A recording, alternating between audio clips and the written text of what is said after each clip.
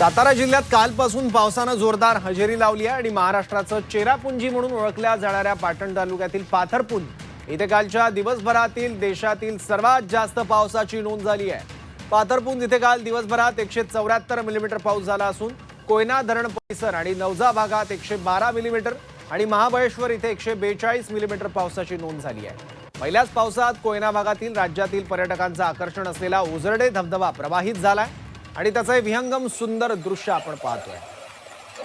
हे दृश्य परत कधी एकदा बघायला मिळतं अशी महाराष्ट्रातल्या पर्यटकांची सुद्धा इच्छा होती, स्थानिकांची इच्छा सुद्धा होती, कारण मान्सून हा वेळ जाऊन सुद्धा येत नव्हता। अर्थात 6 ते 7 तारखेपर्यंत मान्सूनचं आगमन अपेक्षित होतं, पण आता 24 तारीख उजाडली तरी सुद्धा मान्सूनचं आगमन महाराष्ट्रामध्ये झालेलं नव्हतं। त्यामुळे शेतकरी चिंतेत होते, पण आता जोरदार पाऊस या सगळ्या भागात झालेला आहे आणि हा धबधबा पुन्हा एकदा प्रवाहित झालेला आहे। त्यामुळे हा धबधबा फक्त डोळ्यांना सुखावणारा नाहीये, तर शेतकऱ्यांसाठी सुद्धा आनंददायी आहे आणि त्याचबरोबर पाण्याचे चटके सोसणाऱ्या प्रत्येकाला समाधान देणारी ही सगळी दृश्य आहेत।